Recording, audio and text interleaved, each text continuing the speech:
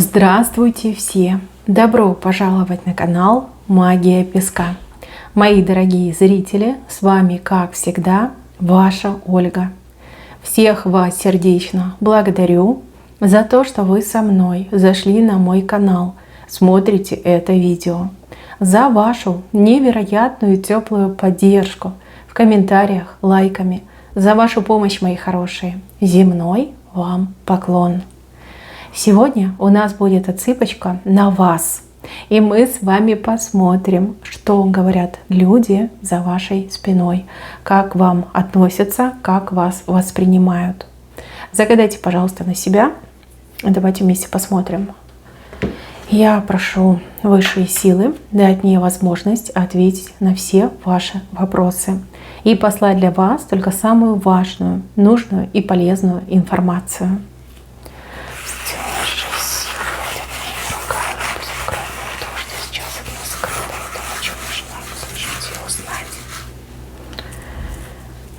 Ничего себе, тут супер женщина, по-другому не скажешь. Смотрите, сейчас общая ваша характеристика, как общая масса людей вас видит. Вас видят очень сильной, очень мощной. Человек, который знает, чего от жизни хочет, умеет выбирать правильные цели, ориентиры, умеет добиваться поставленных перед собой задач. Вас считают очень удачливой, в какой-то степени даже везучей, с сильным характером, и вот с вами нельзя как-то, как играть, да, шутить с вами нельзя вас обманывать, у вас какие-то резкие реакции, то есть вы человеку прям в лоб, в лицо можете сказать все на свете, ну вот правду матку, да, можете сказать. Многие это не одобряют, многие этого побаиваются, но другие наоборот прям в ладоши хлопают за вашу честность, за вашу прямоту. Да. Вижу, что действительно много людей вас боится, много людей видят вас прямую, прям, не знаю, конкуренцию, угрозу, что они видят. Стараются лишний раз вам на глаза не попадаться, либо, в принципе, с вами не связываться. В вашем прошлом были события, где вы себя очень ярко проявили. Вот есть какая-то легенда о вас, да? Люди друг другу о вас какую-то историю рассказывают. Легенды, да, придумали о вас. Возможно, вы об этом знаете, возможно, для вас это в новинку, но так оно и есть. Какую-то историю все время вспоминают, там уже и, конечно, подробностями все приросло, обросло, очень много перекручено, но тем не менее разговоры ходят. И я так скажу, разговоры ходить будут, еще будут. Да, что-то вы очень там яркое сделали, либо очень себя ярко проявили. В общем, навели шороху в свое время. Так, по поводу вашей внешности.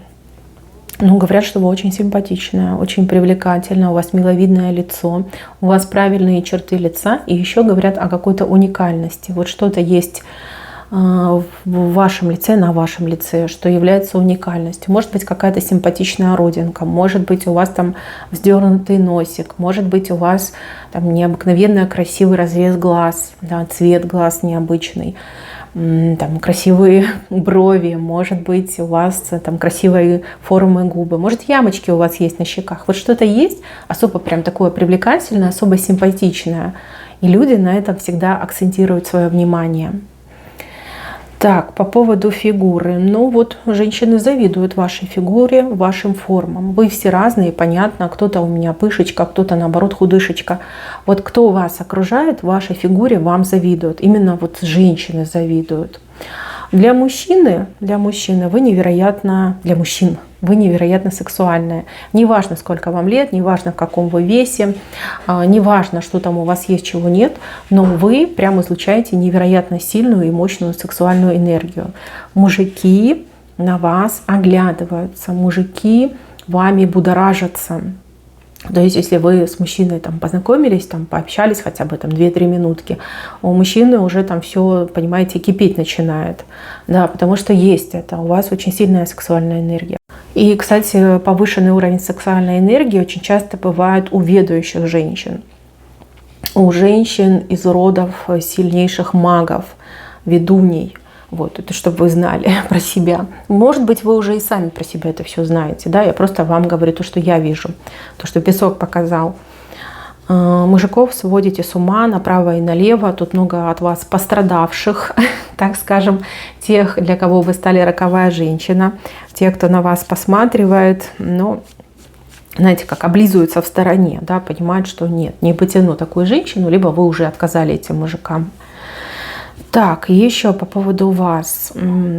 Вижу, что вы внешне прям такая, знаете, железная женщина, железный человек. Кажется, что вас ничего не может тронуть, либо вы совсем справитесь. А вот внутри вы невероятно мягкая, невероятно добрая. И как ребенок, да, немножечко даже в какой-то степени наивная. По крайней мере, сердце у вас, как у ребенка, большое и чистое. Да, это ваша изюминка, это ваша особенность. Не все могут это рассмотреть, а кто это видит, то умиляются, просто умиляются, восхищаются. И ну вот люди, правда, вот влюбляются в вас, в вашу чистоту, вашу искренность, вашу прямоту, вашу эту детскую наивность, либо вашу эту внешнюю силу. Вот прям влюбляются. И мужчины, и женщины влюбляются. Да, многие хотят быть как вы, похожими на вас, как наследовать вас. Может быть, даже перенимают у вас какие-то повадки. Вы, кстати, острый на язык. Вот ваша особенность, вы умеете очень четко и резко, точно в цель, да, вот высказываться. Вам не нужно там думать, подбирать слова. У вас все это уже, так, знаете, на языке крутится. И из вас получился бы прекрасный спикер. Вот умеете вы сказать, умеете. Вот не дать, не взять, умеете. Да, многим это нравится. Ну, другим не нравится, да, потому что вы всегда попадаете не в бровь, а в глаз своими высказываниями. Еще вижу, что вы каким-то чутьем обладаете. Это даже не интуиция, это чутье. Оно вас по жизни иногда ведет, но не всегда вы с ним согласны. Либо вот у вас спорят эмоции и ваше чутье. Если бы вы немножечко как-то сбалансировали эту тему, то гораздо легче бы вам было по жизни. Итак, что о вас говорят? Ближний круг, семья, родственники, что говорят? Ну, говорят, что вы жесткая, что вы умеете жестить и жестите достаточно часто, что нельзя вас выводить. А вот если вас довести, то плохо будет всем.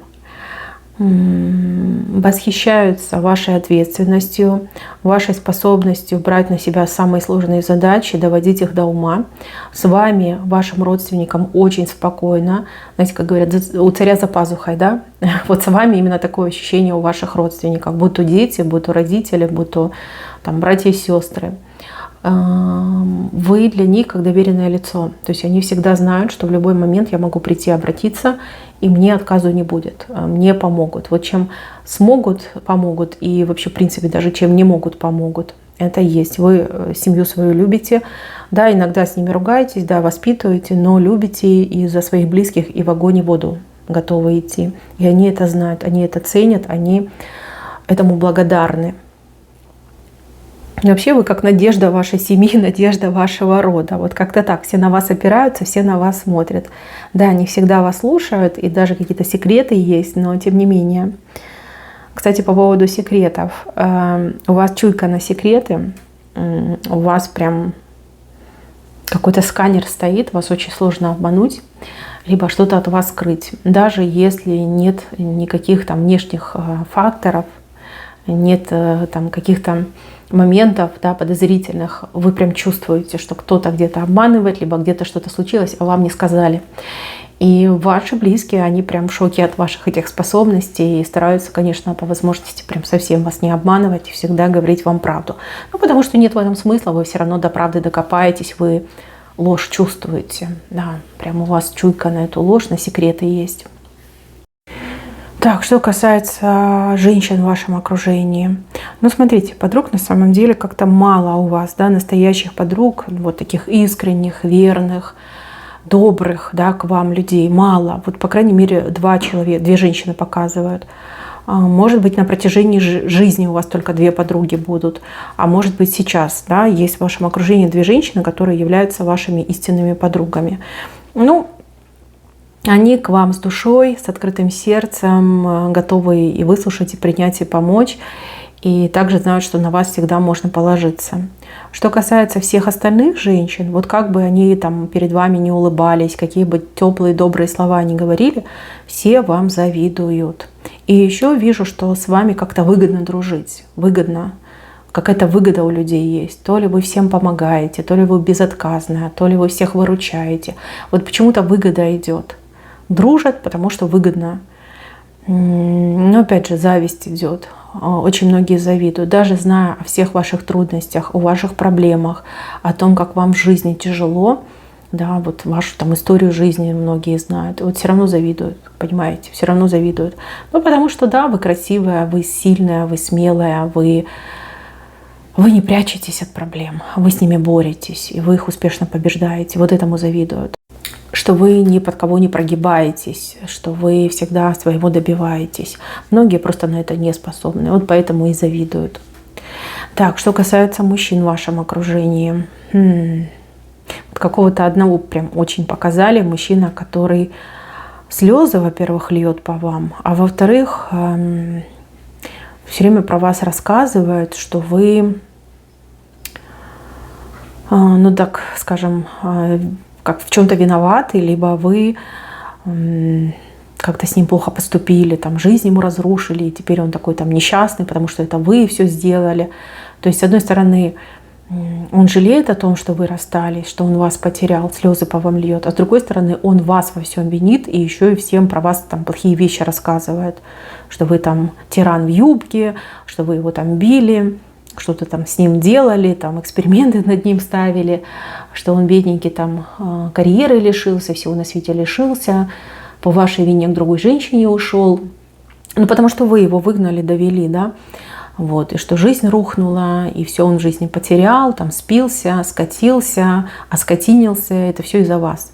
То есть постоянно на вас как будто бы жалуются, но при этом по вам льет слезы. Но потому что вы лучшее, что было в его жизни. И он это прекрасно понимает. Понимает, что пути назад нет, что вы его никогда назад не примете.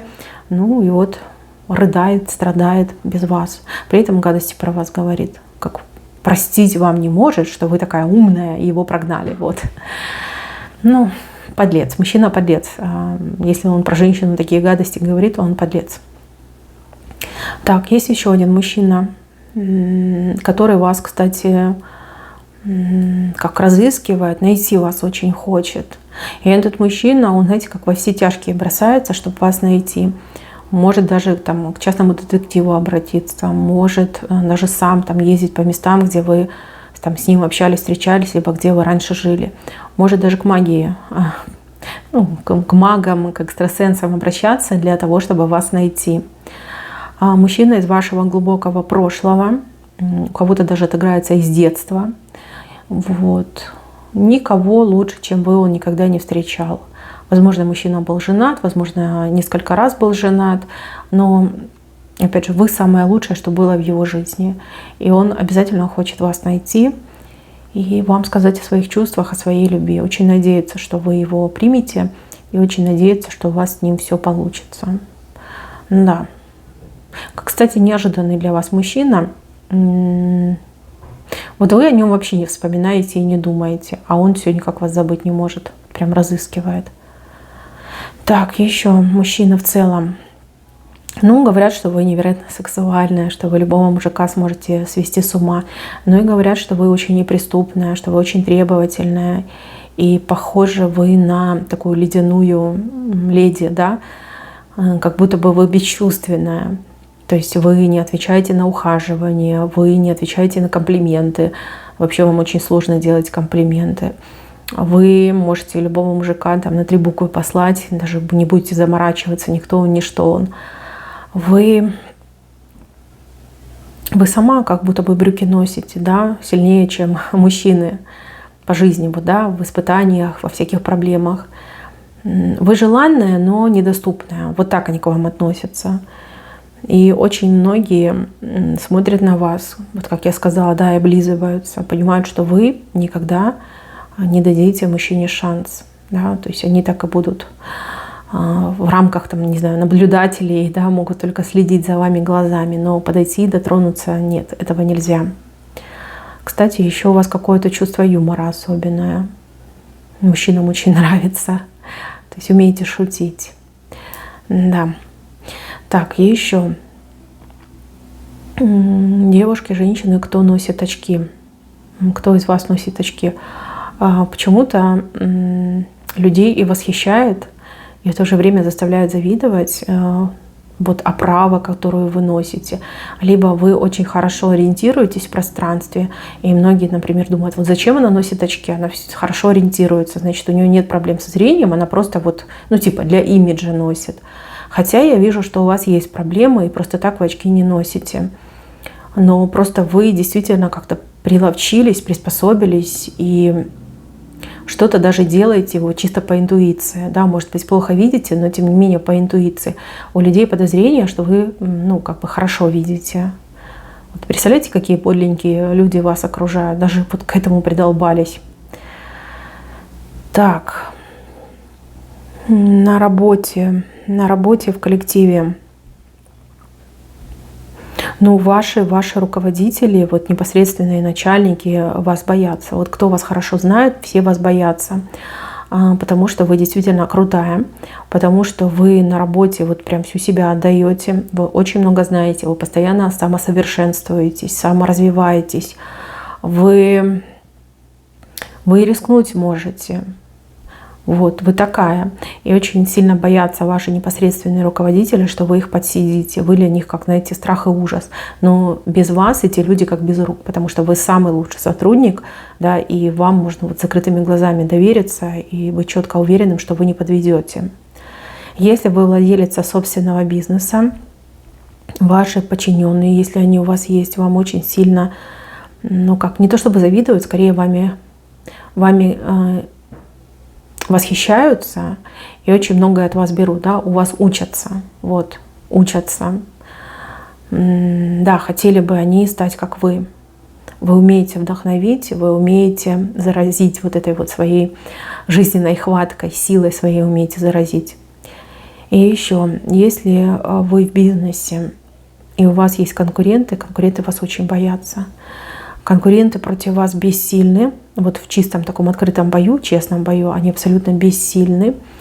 И вас боятся. Только лишь какими-то грязными там приемчиками может ваш конкурент как-то вам навредить.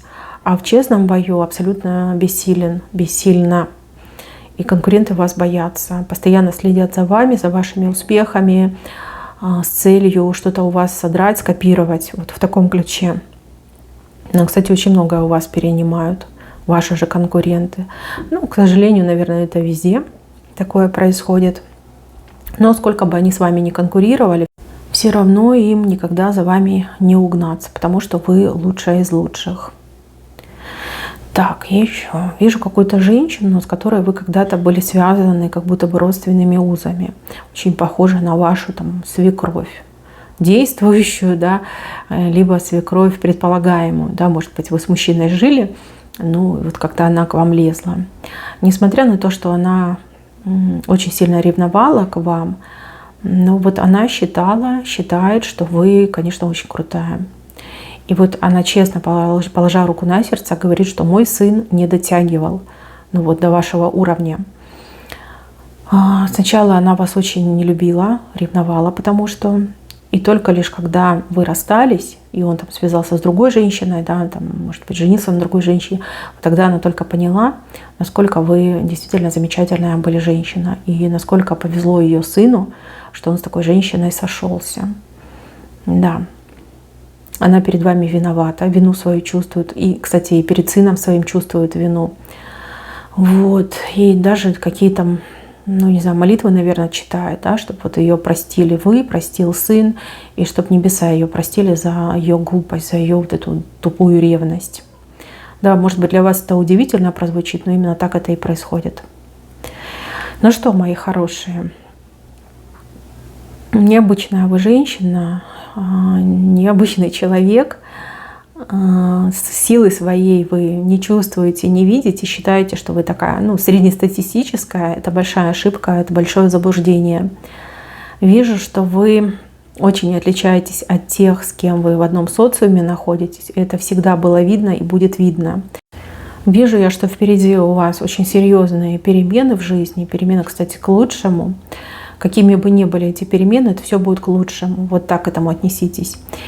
И еще я вижу, что счастье какое-то вам обещано.